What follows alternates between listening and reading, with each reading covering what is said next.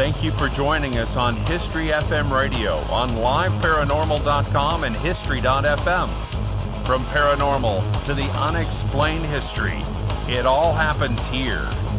Looking to enhance your radio experience? Participate in live interactive chat 24/7 with our radio show hosts and other like-minded people on www.liveparanormal.com, the only interactive social chat room supported by full interactive media. Stop by now and join in on the fun.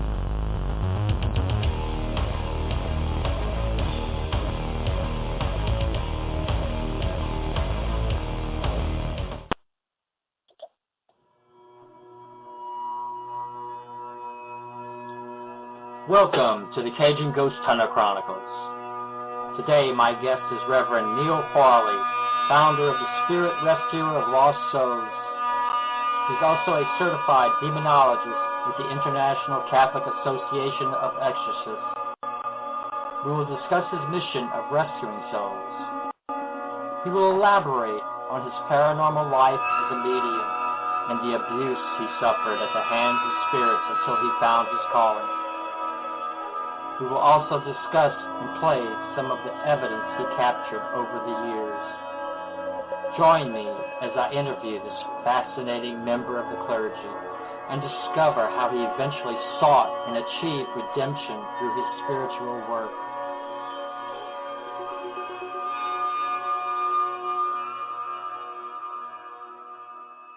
Hey, Reverend. Hello. Hi, how are you? I'm doing fine. How are you? I'm good, thank you. Thank you. Thank you for having me on the show. I'm having some feedback here. Hold on one second. Okay. I don't have any radios on or anything. Okay. Okay, good. Sorry about that. That's okay. Can you please tell us a little? Can you please tell us a little bit about yourself and how you became involved in the paranormal and how you became a reverend and of what denomination? Okay. Well, I'm 63 years old, and my grandmother was a fortune teller back in the 50s. And as a small child, I suffered from what they called night terrors, but basically what they were paranormal visits by spirits. My grandmother knew what it was, but back in 1950, you just didn't tell people things like that. Right. Those are the places that you guys go visit now. Places where mental institutions where shock treatment was done and things of that nature. So my grandmother advised me not to tell anybody that I was seeing spirits. She saw spirits. I've seen spirits, heard spirits, communicated with spirits since the age of 3. So that's about 60 years. I lived in a house that sat on the top of the hill, and apparently, when you have these abilities, you kind of glow, and they would see them at the windows, the lights shining through, and they would just come and attack me from a child. So pretty much from the age of 3, I was tormented most of my life. I failed the first grade because I couldn't focus on the schoolwork because I was constantly being bothered. My grandmother showed me how to make the light and how to help spirits cross over, and that turned out to be a nightmare because once you cross one spirit over, then they all just keep coming. Eventually, I went to Sunday school. I was baptized Methodist, which is the religion that I am now. It just kept going and going on and on and on. I've had my fingers broke, my toes broke. I've been dragged downstairs, held over cliffs, drowned 3 times. You name it, they did it to me. In the summertime, my mother would make me wear long sleeve shirts because they didn't want to see the bruises on my arm because she was afraid they would say that she was child abusing me. So I wore long sleeve shirts and long sleeve pants all summer. So your parents were aware of the spirits doing this to you? They didn't know what it was. They thought it was like maybe I was doing it to myself. They thought that they chewed out my brother for doing it. They just couldn't figure out what it was, and they couldn't afford. My father only made $50 a week, so they couldn't afford to pay for any help. And my mother didn't want me institutionalized, and she didn't want to get charged for child abuse. So we just kind of shoved it underneath the rug, and that's pretty much the way it stayed through my life. being a young boy and having all this happen to you, did you ever let any of your childhood friends know what you were experiencing? One time I was out in the playground and I got caught talking to a spirit, and that was like in the 5th grade. So for the entire year of the 6th grade, they called me Crazy Boy. So that wasn't fun. And so you knew not to tell anybody about this at all? No, not back in 1955 or 56. When I first started school, I started at the age of 5. I started early. My mom thought that if I got into school, and started my education, that it would help, but it actually just kind of backfired because I had a playmate, a spirit mate, and he was a lot of fun to be with, but he was a distraction to me, and I couldn't focus on schoolwork. He'd crack jokes and stuff like that, and he was always next to me, pulling my hair and kicking me, and it was just not a pretty scene. Eventually, I started working. I started working at an early age and got married when I was 22 and started working 2 or 3 jobs, and it all just kind of faded. I got so busy working. I just found that keeping your brain occupied and working and staying busy took my mind off of it, and I just didn't have time to deal with them, and they just backed off. So thank God, So for the years that I raised my children, things were pretty cool. Things were pretty calm. You said that once they developed headphones for music, you were able to block the spirit voices out with the music. Why do you think that is? Well, back then they used to have these little radios that used these little AM radios. They were like, it was like a little rocket ship. You could send away in a magazine in the back of a cereal box, and you get these little things, and you could clip them onto a piece of metal. And they had one headphone. I got 2 of them, so I could stick one in each ear. So I was ahead of my time for stereo. Anyway, so I would just put those on, and I would kind of just lay with one hand over the other ear, while I had that little earphone in, and I would clip it to the metal school desk, which would be just enough to give me a signal. And I just kind of listened to that and half listened to the teacher. So you were wearing these while you were in the classroom? Yeah, I was. Wow. There's the only way I could block them out. Wow. So and then they eventually they created stereo and headphones, and that was a blessing, to have headphones, because I was able to completely block them out. But by then, I had started working, and You said you were able to block them out of your mind with the music, but you said you blocked them out of your life until 15 years ago. How did you go about doing that? Well, working. I worked 3 jobs and raised a family. That's oh, wow. That'll do it. Your whole day was filled with work. Yeah, absolutely. Just worked myself, day and night, part-time job, full-time jobs, being a father. Boy Scouts, Cub Scouts, ballet, dance recitals, filming stuff for the kids, and just staying as active as I possibly could so that I didn't have one moment, of peace, other than the joy of doing something with the family, which was great, because I would much rather put all my energy in the family than in what I was doing with them. So, and then about, I guess, it's been about 7 years I retired. I developed a neurological disorder called motor sensory polyneuropathy, and I had been working with children with autism for 18 years.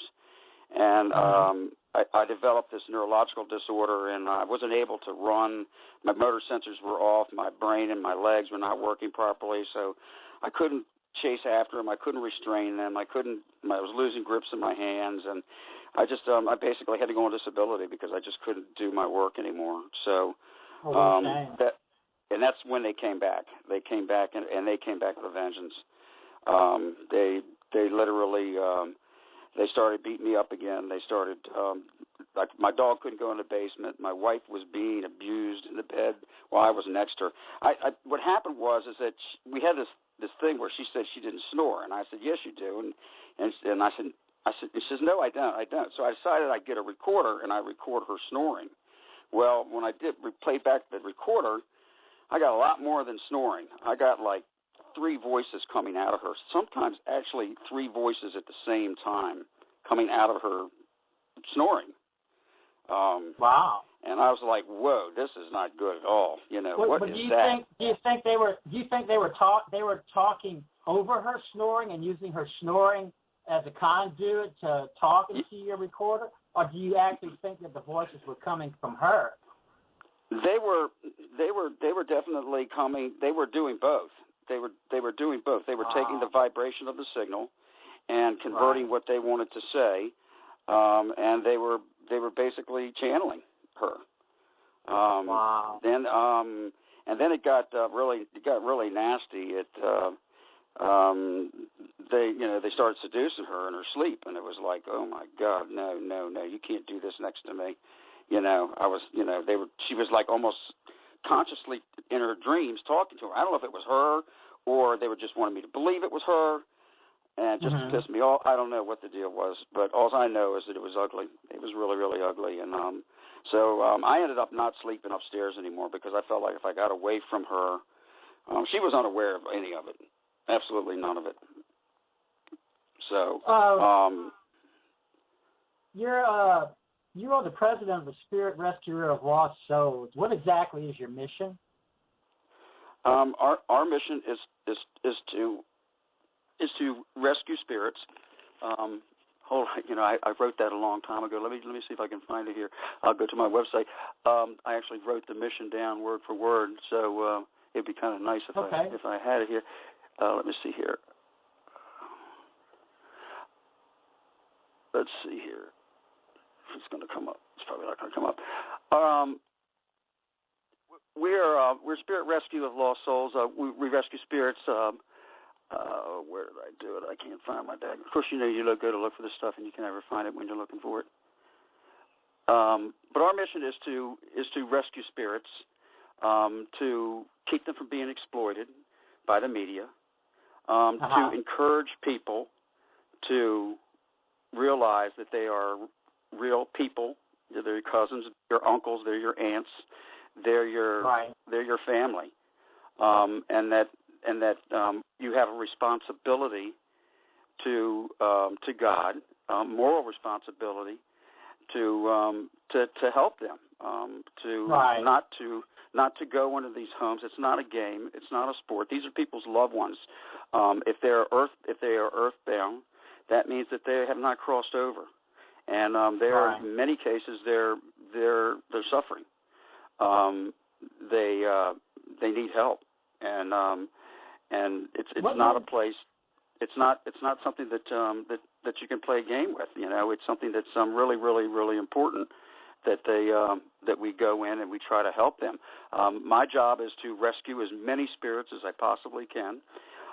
Is to educate the public that spirits are real people with real feelings and real emotions who are in real trouble. Many of them. Some of them are happy. Some of them are happy being earthbound, but the majority of them are not. And when we go into these places where they live, they're not in. You can't go get EVPs in cemeteries, but the majority of them are in public places. That's where they're at. They're out with us all day long. They're out in our most public places, and we have to interact with them. We have to create a communication with them so that we can help them. And you can't do that bouncing from one place to another. The way paranormal groups go is that they go from one place to another place, and then they want to communicate with them. But any relationship, I don't care what it is with anybody, it takes time to build a relationship, and you don't build a relationship from jumping from building to building. You find one place that is paranormally active, and you stay with that place and work on a relationship that you can develop with them. And I promise you, if you can communicate with one group of them, the rest will follow. So what made you begin performing the Spirits of the Night, and why on Monday mornings at 1 a.m. Eastern Standard Time? Well, what happened is that I was trying to figure out a way how I could get them to like me, because they weren't liking me very much. I was like, what can I do? So what happened is I had a friend of mine who had died. He died on Mother's Day trying to help his mother out, and it was a tragic accident. He was cutting a tree branch, and it whipped and hit him in the chest and split his heart open, and he died. Next thing I know, I hear him calling for me because I've been seeing him. And the next thing I know, he's walking through my back door. And I said, Andrew, how you doing? What are you doing here? He says, well, my grandmother won't cross over, and I need some help getting her to cross over. Do you think you could help me? And I said, sure. I said, that would be, I can do that. That's not a problem. He says, can you talk to her? And I said, yeah, I'll talk to her. So he brought his grandmother over, and we talked for a while, and then she went back. She went back to her house. She says, I want to be with my family. So she went. We only live a couple blocks away. So I said, Andrew, how would you like to? I said, would you like to listen to some of our old practice cassettes? Because I was a band. I was a singer in our little local, right. Baby boomer band, and so he said, yeah, let's do that. And so I slapped in the CDs into my stereo, and the next thing I know, I'm hearing voices. Oh, hey, man, you got any Hendrix? Do you have any Led Zeppelin? Do you have any of, do you have any Metallica? I'm hearing all these requests from all these different spirits. And the next thing I know, they're like lining up outside the door listening to the music. They're like, they're really, digging the music. And I'm like, okay. So it went from just me and my buddy to about 10 or 15. And I said, well, you know what, let's do this again next week. We'll get together again next week and let's do it again. Next thing I know, there's like 50 to 100 spirits waiting to listen to this music with us. One of the things is that the land that I live on is historic. I live in historical Rockville, Maryland. It's where all the generals and stuff went after the Civil War. The land that I live on was once part of the Underground Railroad. It was owned by a minister, Reverend John White. He was a war hero. He was a lieutenant in the Civil War, and this land was where the Underground Railroad was. It's filled with white quartz. It's filled with underground springs. So it resonates music really, really well. It's probably, I'd say the ground is probably almost 50% white quartz and probably 20% underground springs. When we bought our house, some of the houses had 4 or 5 sub pumps in them because there's so much water. Wow. People's basements leak so badly around here. So you have both water and quartz as conduits for spiritual energy. Absolutely. So when I play this music in a 1,000-watt stereo, it just resonates through this quartz and through this water, and it must sound pretty good to them, on top of just, being exciting. So what I did was I started a thing where I called it the Spirit Hotline, and I thought it would be a way that I could get spirits to communicate with me through EVPs. What I did is I just picked an open channel, an FM open channel, and I used that, and I set up my recorder, and so that I could record things and hopefully, be able to get their message out to the public. I could hear them fine, but nobody else could hear it, and that's when, the paranormal field started opening up, about 7 years ago. Things started really getting, where people were accepting spirits and that kind of stuff.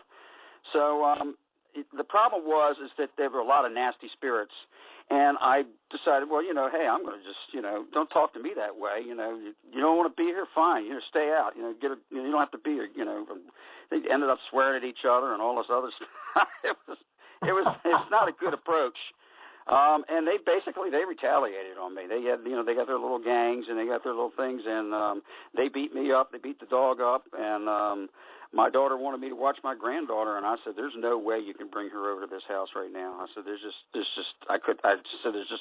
too many things going on. It's not safe for my granddaughter to be here. There's no way I would bring her into the house." So initially, Andrew came and visited you, and you said in your biography you sent me that it took me 6 weeks to help his grandmother cross over. Did he go along with her when this event occurred? No, she showed me how to do it.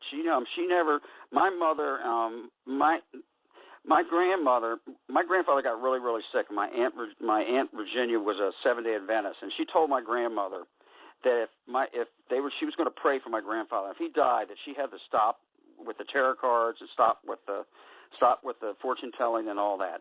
So my grandmother, of course, my grandfather lived because of penicillin and because of a vaporizer, not because of my aunt, but my grandmother had made that promise to her, so she stopped it all. So she wasn't really allowed to talk to us about that stuff. It was kind of taboo. But when she recognized that I had these abilities to draw spirits near to me, she felt like she needed to at least tell me some things I could do to help myself. Guide you along. So she kind of coached me but I never got to ever see her do any of her fortune telling or any of that stuff. It's often said in the paranormal community that you don't want to investigate in your own home because you may attract evil spirits. Now, after you invite the spirits into your home for the initial Spirits of the Night event, it also brought in these evil spirits. Can you tell us how you handled that situation and your final resolution of the crisis? I got my ass kicked. That's how I handled it. I didn't handle it well at all. It's called submission. That's how I handled it. There was no handling it whatsoever. It got so bad. I mean, it just absolutely ridiculous. We have a little beach house on Chincoteague Island in Virginia, and I couldn't even go there. My wife would call me and say, the toys are turning on. There's things moving all over the house. You got to come home. I can't be here by myself like this, And so it just got really, really bad. And I, from knowing my childhood, I said, you know what? I said, the only way that my wife and my family is going to be safe is if I leave. I was ready to pack my bags. I was ready to just tell my wife that it's not safe for me to be your husband anymore. And that was a hard thing to do. I just didn't know what else to do. I really didn't know what else to do. And I reached a point where I sat down and I said, Jesus, God, can you hear me? That's where you have that recording that I gave you. And I asked God if you could hear me. I asked Jesus if you could hear me. And to my surprise, the entire house started vibrating like a tuning fork. That's the only way I could explain it. Right. And he said, I am the Lord Jesus. The spirits were calling me. They called me prophet, and I didn't really like that. I was like, maybe that's just a nickname. That's like a nickname. That's all it is. I don't know why they're calling me that. But if I'm a prophet, I'm a prophet of dead people. That's not something that's, I don't ever remember reading in the Bible anything that they were prophet of dead people. A prophet of dead souls. If there are, I've never heard of them. Have you ever heard of a prophet of dead people? Not really, but the oldest living person was Methuselah, so maybe he would be a prophet for dead people since he lived such a long life. I don't know. Yeah. Well, anyway, that's what they called me, and I said, okay, that's fine. You can call me whatever you want, whatever work, And so I asked Jesus who named me the prophet, and he said he did, and I was shocked. I was just absolutely shocked.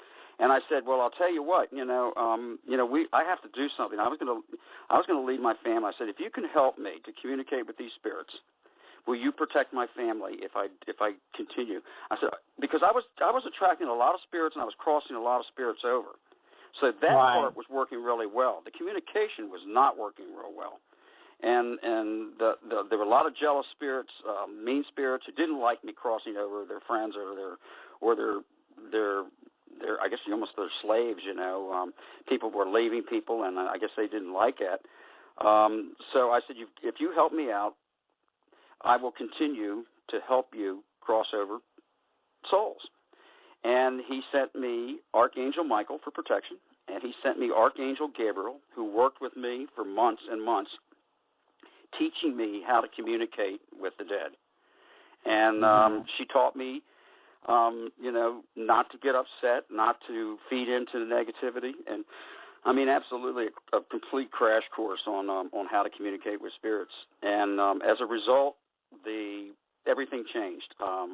I created a program where we start off with there's a lot of music. There's an open mic session that we have during our spirit event, where I use a spirit box radio. It's not because I can't hear. I use it for the public to hear, because I can hear them just fine. Right. They can't hear them. And if I'm going to win the public over and get them to understand how important it is to not hunt spirits, but to save them, but to rescue them, then we can all do God a favor and do ourselves a favor at the same time. So I have music. I have a little joke session that I do. I pulled up a bunch of little short, all clean jokes now. I play all genders of music because someone says, well, you need to play Christian music. You need to play religious music. That is not going to attract someone whose faith is on the line. Many of the spirits who are earthbound have lost their faith. They've lost their way. And you're not going to attract them by playing religious, you don't attract, the ones that still have a little bit of faith left. But the majority of them are young. They're all ages. They're all genders. They're all nationalities. So I try to play everything from all levels, from spiritual music to heavy metal music, to jazz, to blues, to I try to cover everything. And as a result, it has worked out very, very well. And they've absolutely come out of it. They come out of the woodwork. I mean, literally. And Michael has done a great job protecting me and helping me. So it's just snowball from that. Do you use the same process that your grandmother taught you to open up for them to get to the light? Do you? She told me. Yeah, she had told me that I needed to focus on a white light and let that light grow until it engulfs the entire room, until it's so bright that it engulfs the whole room. And surrounds you, and you can actually feel the warmth from the light. When you can actually feel this, it's warmth. It's not like the sun, but there's like a warmness to it, a spiritual warmness. I did that from childhood for years and years to the point now where it's like automatic. All I have to say is, I imagine it, I focus it, it engulfs, and I just basically, do you see the light? The light is in front of you. You may pass through the light. But the light will remain open until everyone that wishes to go through may. And so it becomes second nature. I can pretty much do it anywhere, anytime. So that's in Christian writings, it said that St. Peter's at the pearly gates, accepting the souls of the faithful as they enter heaven. Are there any religious figures present at your event that escort the lost souls into the light, or do they just cross over on their own accord? Well, what happens is that the light, it's basically a one-way portal. It's not like the portal that you do when you open up a Ouija board or mirrors or anything like that, where it's a two-way direction. It's a one-way direction to heaven. It does not. So you don't have to worry about things coming through it that they're demonic. What happens is that I've noticed is that they kind of screen them when they go through, and anybody that's like dark or may have some problems, they always take them to the left. Everybody else goes straight through. If someone goes to the left, I know that they have some type of spiritual problem. They're either, they may be possessed. They may be a complete atheist that just happened to come and just wants to go through the light. They may have done something really bad, some type of crime or whatever. They just maybe be just bad people. But bad people seem to go to the left. Do you think they go to like a purgatory or to hell? The earthbound realm is basically a realm filled with spirits that have not crossed over. There are no laws, there are no rules, there are no government, there is no standards, there is no protection. There is just lawlessness, just pure and simple lawlessness. And the earthbound realm is almost like it's so close to our realm that it's almost like a veil. It's almost like a thin wall between our two worlds. It's not easily penetrated, but that's why they're so close to us. The reason why people are haunted is in most cases is because they're seeking help to go through the light. We are the only people.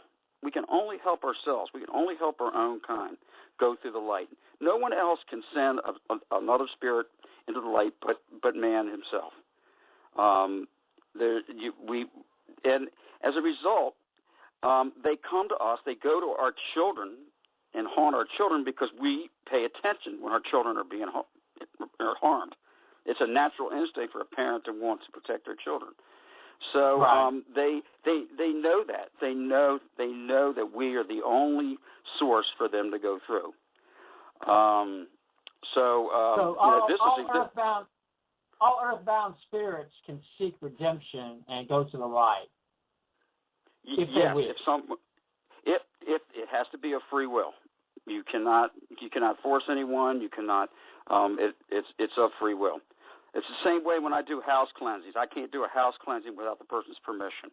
I can't go into a building where children are being tortured and just do a house cleansing, not without the permission of the landowner.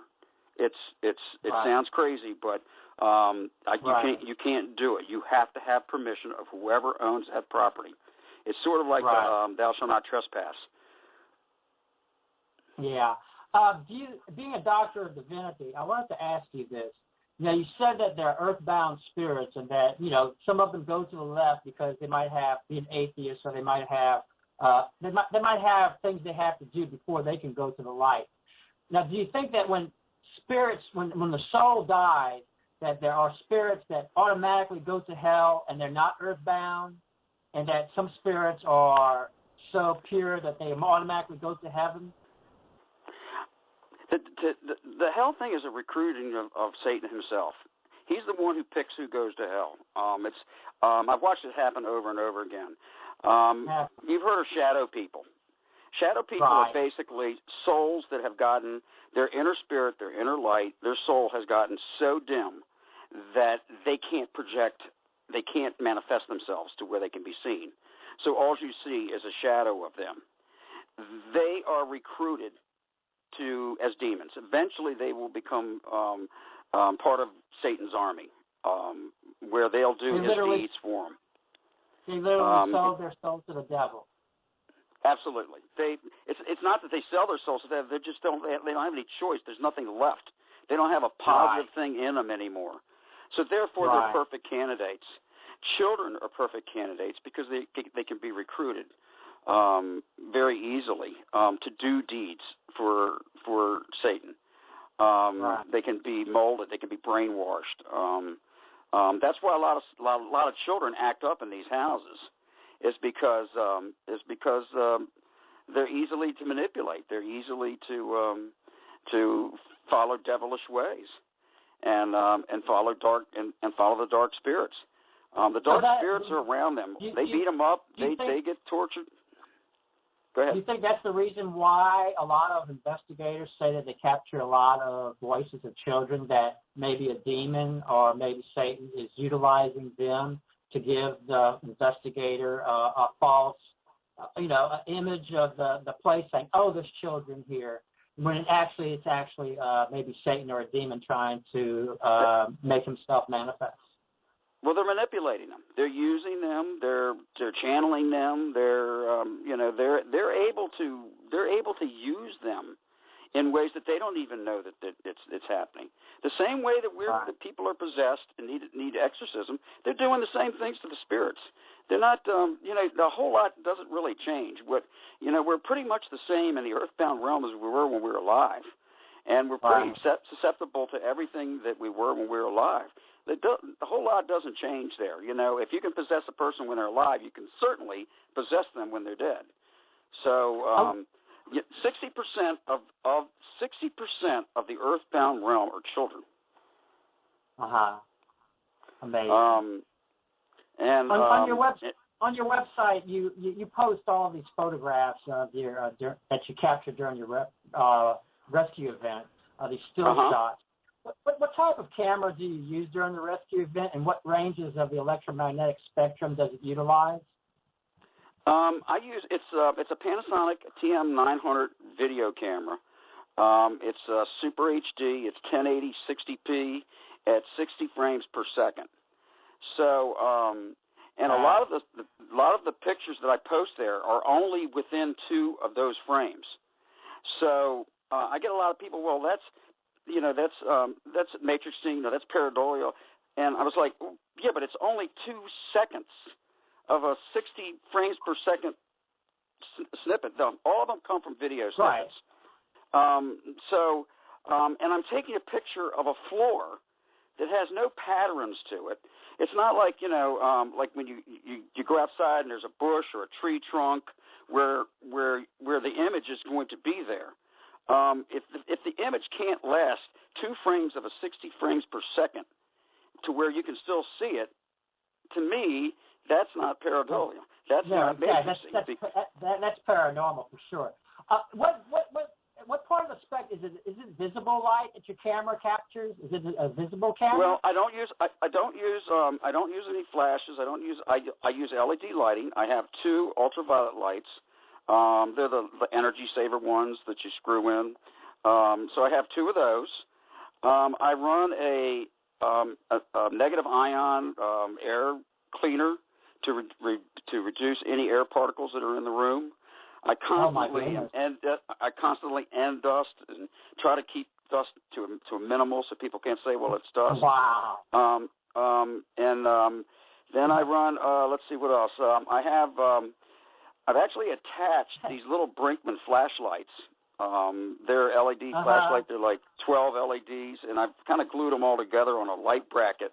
And that's what I use for my lighting because it's directional, because it's like a flashlight. Being a chemist and a spectroscopist, you're using a camera that is actually, it has the detectors actually for visible light, and you're just providing source lighting of ultraviolet light and other types of lighting. And you are capturing orbs that are actually flying into your screen that are visible, that are being illuminated by the different types of light. But your camera's detector is actually visible. Right. I also use, I have a 100-string of Christmas lights, which gives me the full color spectrum. Before then, they were all the same color. I never saw any flesh tones. They were always sort of the bluish, black, like most people get. But when I added a 100-string of Christmas lights, I started getting flesh tones. I started being able to. So actually, and I have it on a dimmer switch. Of color. Right, and I have that on a dimmer switch, so I don't have it all the way lit.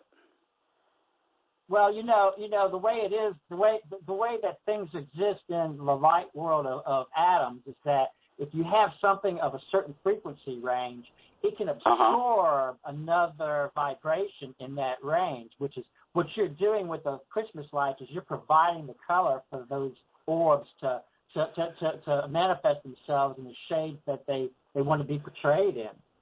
Right. And I'm not so sure that they don't use dust to show themselves, honestly. Every funeral that you go to, they'll read ashes to ashes, dust to dust. We come from dust, we return to dust. I did a lot of studies on dust. Dust is one of the few things that we know the littlest about, but it's around us everywhere. We study the atmosphere, we study our water, we study our soil, but we've never really looked at dust. A great deal of dust is human skin. Forensics, police departments have now been able to pull pieces of dust that have live DNA in crime scenes that they can actually use in court cases. The DNA that's in the skin can last up to a year, and be used as evidence. Now, if you've got people find it so hard to believe that they can move a piece of furniture, but they can't move dust. And the thing of it is that you've seen people that have captured spirits in windows all the time. You see that all the time, right? Well, guess what? That glass the sun hits it, it becomes statically charged, the dust clings to that dust, and they basically etch-a-sketch themselves in that dust. They can manipulate anything. They can manipulate that dust to make it look like them. They can, and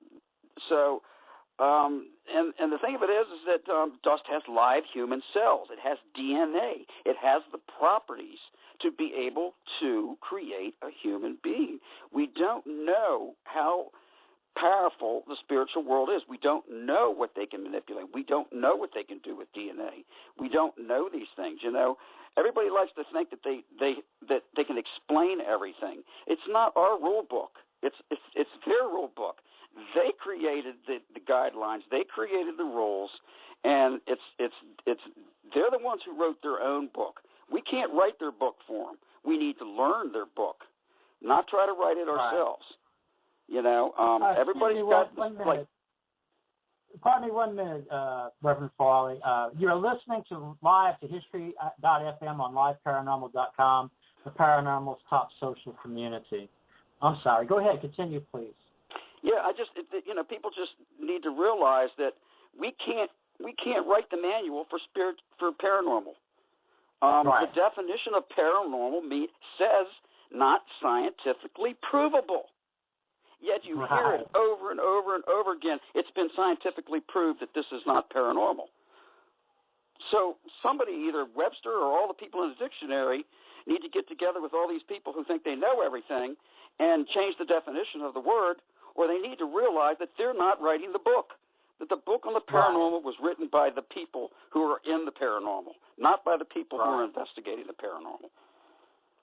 Your orb pictures are both beautiful and fascinating at the same time. Can you tell the listeners your procedure for processing your images and how you create the single-frame pictures on your website? Well, God creates those images. What I do is I take a video. I used to videotape the entire thing, but it took me so long to go through frame by frame, 2 hours of video. You know how hard it is to go through 30 seconds of an EVP. So you can imagine at 60 frames per second how long it would take to go through a 2-hour EVP or a 2-hour video. So I convinced you capture so many orbs. I see so many orbs in your videos. I would just go to the places where I see the orbs and you process them right there. Well, that's what I do. I sit down. I have a 50-inch plasma TV. I hook the camera up to the plasma TV. It has a remote control on it, and it has a capture button on the remote. So every time I see any type of anomaly, I snap a picture of it. Any kind of anomaly, regardless if it's an orb, a full-body apparition, a mist, anything that looks out of the unordinary. And then I capture those, and then I go through each of those, which is anywhere from 2,000 to 3,000 snippets a week. Wow! And what I did is that I finally convinced them that I can't do the whole video. So what I'm going to do is I have an introduction song that I use. It's called "Spirits of the Night" by Bruce Springsteen. Right. And that's our intro song that we play. It's only about 2 minutes and 45 seconds. I told them, I said, if you want to be visual, they want to be seen because they want their loved ones. I made a promise to them that anyone that I can show their picture to, that I will put it on the internet in hopes that their family will see them and recognize them. And I've had family members say that, gee, that looks just like my brother, or, wow, who is that? Do you know who that was? That looks exactly like my mom, or that looks like my dad. Almost like I want to create like the milk carton or the missing and exploited children's list for spirits. I promised them that I would take and capture their pictures and put them on the internet in hopes that their family would find them. That is my only reason for capturing pictures. Not for fame, not for fortune, not for notoriety, but to help the spirits contact their loved ones to show them that they've crossed over and that they're fine. That's it. Oh, what a wonderful service you're providing for the people out there. You said that you have a large EVP library also. Where do you collect your EVP from? Well, in your house used to do only? EVPs a lot. I used to do EVPs a lot more than I do now. Now it's pretty much work with the Spirit Rescue, crossing over as many as I can. Then I have my demonology work that keeps me pretty occupied. I have my spiritual counseling that I do that could go anywhere from marriage counseling to financial problems that I do as a clergyman. And then I have a lot of house cleansings. I do a lot of house cleansings. They've gone crazy over the last few months. I have people find readings. I've had people help me find some. I lost my father's picture. Do you know where it is? I get all kinds of requests, and I try to accommodate everybody. So I haven't done as many EVPs as I do. If I hear something in the video, I will go ahead and use my software, and I use Sony. Is it Sony Vega? Is that the software? Yeah, and I'll use that and separate the audio, and then use Audacity or whatever it's called to capture the sound, and then I'll run an EVP from that. But if I don't hear it, I'm not. It's just there's not enough hours in the day to go through. Just to go through those 2 minutes and 60 seconds. That's 3,000 video snippets, and then to handle all the flow of the house cleansings and the exorcisms and the counseling, and there's just not enough hours in a day. Now, you sent me some EVPs, and I want to play a few of them for the audience out there. On May 17, 2010, you recorded this EVP. The file said it's in your bedroom. I guess it was in your house. Uh-huh. And in it, the spirit says it's Mama. Can you tell us about this EVP and what you think? Who do you think the spirit is? Yeah. What was the date on that? That was May 17, 2010. Okay, that was the date. That's actually not the date it was recorded. It was actually recorded December the 24th of 2010. Oh, really? Yeah, it was a Christmas gift from my mom. She appeared in an orb, and she gave me a voice message of hi. It's Mama. That was my mother, and she did that for me. Okay, well, we're going to play It's Mama for the audience. I'm going to play it 3 times in a row, okay? Yeah, that's actually my mother. Okay, here we go. 3 times. It's Mama.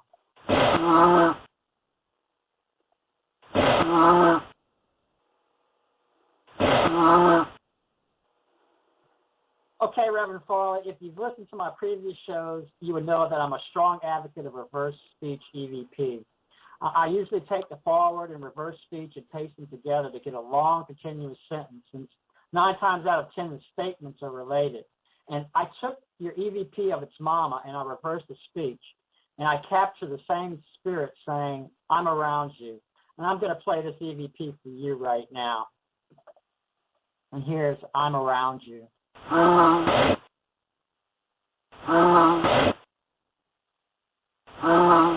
And now I'm going to play it for you after I pasted it together.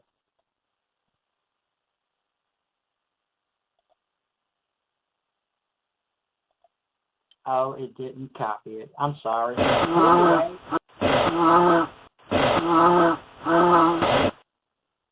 Oh my goodness! It's the recording that I'm pressing the button on.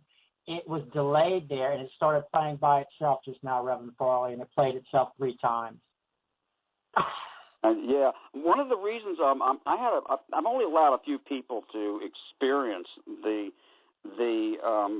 mass rescue event, and those were religious-based paranormal groups. Right. I only had 2 of them come.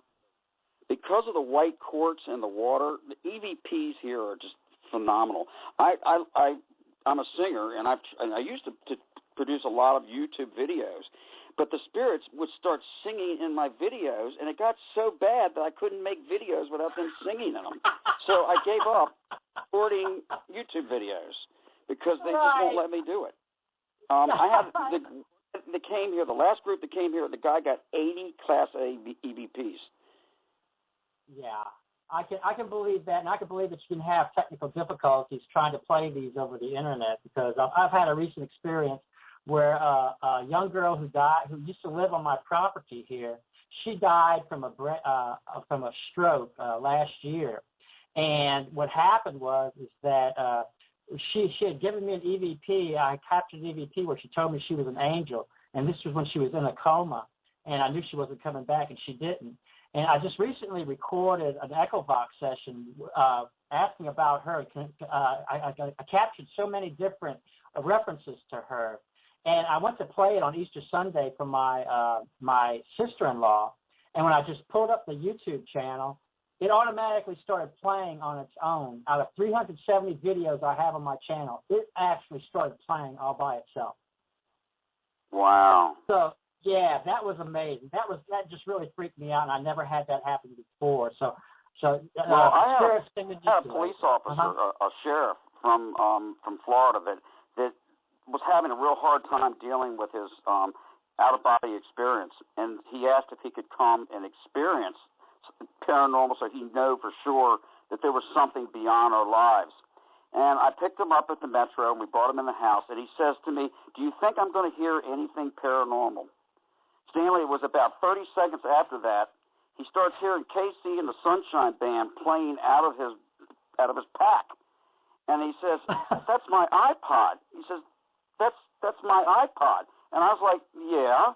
And he goes, "No, you don't understand. There's like a 4-digit code to be able to get into that, to turn it on, play KC and the Sunshine Band." They figured out my code and turned on my iPod. Isn't that amazing? That's amazing. I have another EVP here that you sent me. It's called "I'm a Rebel." Could you tell us about this EVP? Okay, that was an interview that I had with John Wilkes Booth. I had given my daughter gave me I don't go on paranormal investigations, but she gave me a visit to the cottage of the Booth family. It was their summer college. Really? It's called I forget what it's called. Anyway, it's in Harpers Ferry, West Virginia, and okay. And while I was there, I recorded several EVPs, and I got in a long conversation and with John Wilkes Booth. And even though there's some discrepancy that it was his place, but the fact is that I focused in on him, and he answered. And I got a long conversation with Mr. Booth, and this is him answering several questions that I put before. Oh, wonderful.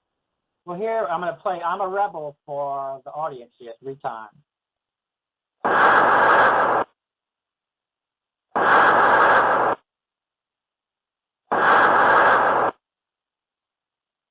Okay, now I took this EVP and I reversed its speech, and the same spirit says, "I'm ready to die." So I copied and I pasted them together, so I'm going to play it for you again, and here you're going to hear it. It's whispering, but you can hear it say, "I'm a rebel, I'm ready to die."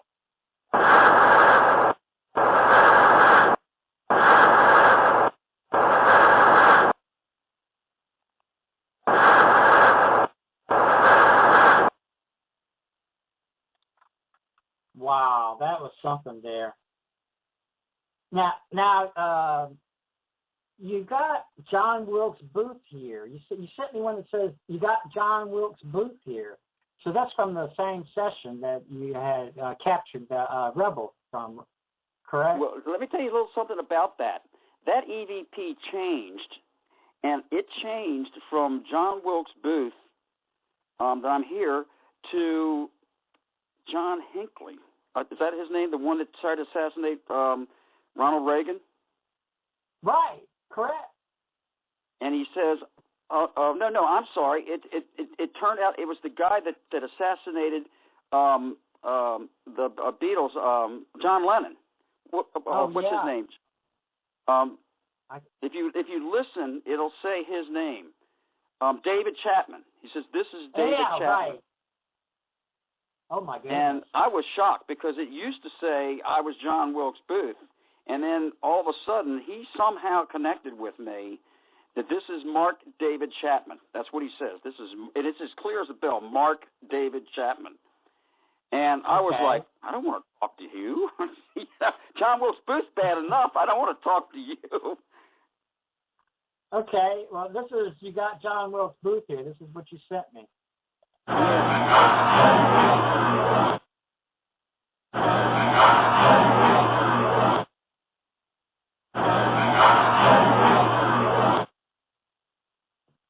Wow, you can hear it. You can definitely hear it. Yeah, I mean, it changes. It goes forth. What do you use? What sort of recorder did you use to capture these? I use real good recorders. That was back then I was using an Edril RO. I try to always use really, really good recorders. It's an RO6. Is that what it is? It's it's an Edril RO9. And that's it. Go up to 32 bits. Wow. So now I have you sent me an EVP titled "If You Ride with the Devil, You Die with the Devil," and I processed it in Audacity and I reversed the speech and put it all together. And I did not hear what you originally heard. I now hear, "Reverend Farley, it's time to go. I miss Charlie. He finally found me." And I feel that this EVP represents what your Spirits of the Night event is truly all about, and that it's spirits finding the light in you or their relatives that passed. They're helping them to cross over. So I'm going to go ahead and I'm going to play this right now. And what I hear, and maybe you'll hear it too, is, "Reverend Farley, it's time to go. I miss Charlie. He finally found me.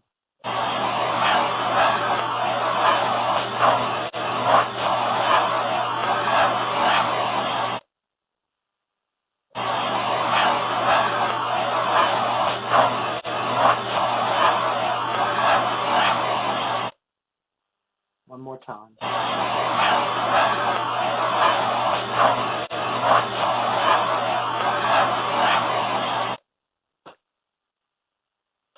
Okay. Well, I remember that. I was working with a spirit that was looking for his friend Charlie. I would hear him all the time, and that happened at the time of that recording. I'll be darned! Wow, that's amazing. That's amazing, and that was in the reverse speech of that EVP that you sent me. So that shows you right there that you never know what you're going to capture in the reverse speech. They're trying to talk forwards and backwards all the time. I get it all the time. Well, Reverend Farley, it was great having you on my show, and I want you to go ahead and tell the audience out there anything you'd like to present, your website, and anything else. Okay. We're on Facebook. It's called the Spirit Rescuers of the Lost Souls, and if you get a chance, come and visit the website and go to the photo section. Go to my photo section, and once you get into the photo section, you'll probably spend at least an hour in there just going through the photos.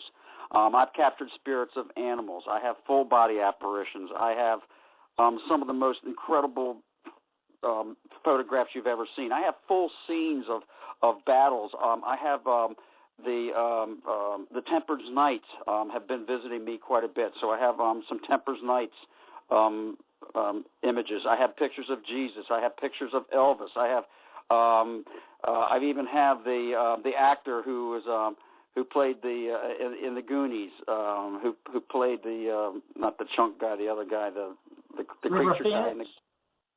Whatever the bald-headed creature guy with the right. What was his name? The daggone Cyclops looking. But anyway, I have actors. I've gotten Abraham Lincoln. You name it. They've come through one way or the other to show their images, to do whatever they possibly can to show that we don't die, that we do live forever. Our souls are eternal.